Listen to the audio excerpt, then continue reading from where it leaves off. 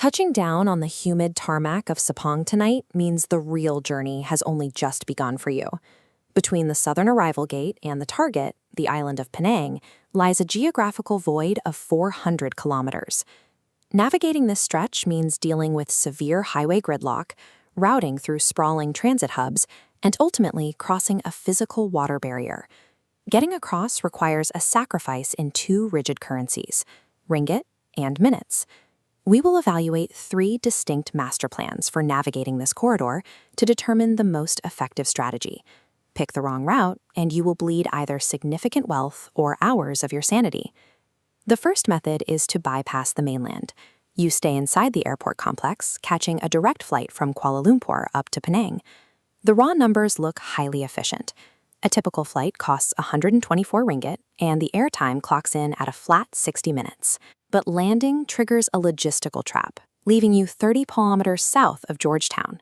A Grab ride closes that distance, adding 35 ringgit and 40 minutes. Or the rapid Penang bus costs just 3 ringgit, but forces a grueling 70-minute urban crawl. The extreme velocity bought in the air is instantly neutralized by the slow, painful gridlock required to infiltrate the city center on the ground. The second option is an overland route, utilizing Malaysia's rail and maritime networks. You begin by breaking out of the airport perimeter on the KLIA express train to reach the central city hub. This initial stage blasts non-stop to KL Central in exactly 33 minutes, costing 55 ringgit. Next is the long haul. You board the KTM commuter train network, traveling up the spine of the country toward Butterworth. This 4-hour leg costs between 59 and 79 ringgit, depending on your ticket class. The railway terminates on the mainland, bringing you to a physical water breach separating the island.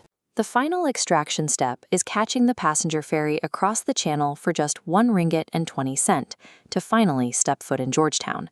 It demands high physical stamina to manage the 3 transfers, but it offers mechanical reliability by entirely avoiding unpredictable highway traffic. The third path utilizes the highway network, a route of absolute extremes. The budget option pairs an Aerobus escape from the airport with a transfer to a northern intercity bus. The total financial cost is incredibly low, at about 52 ringgit, but it comes at the expense of over 5 hours confined to the road. Contrast this with the high roller extraction. You can bypass public transit entirely by hiring a private chauffeur from the terminal directly to the island. There is a massive financial penalty for that convenience. Bypassing the grind costs between 1,100 and 1,300 ringgit for a single private vehicle. The highway forces a harsh binary choice. You either sacrifice a massive percentage of your day or a massive percentage of your wealth. Comparing the data across all 3 dossiers identifies for specific costs of the corridor. The air route gives you unbeatable velocity, but leaves you vulnerable to the final local transit trap.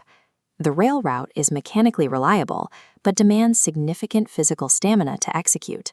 And the asphalt path strictly separates those with ultimate patience from those with ultimate wealth. Eventually, the transit stops and you walk out into the heritage streets of Georgetown. The 400-kilometer gap is a constant. The infrastructure just changes how you pay the toll, either through your bank account or the ticking clock of your own life.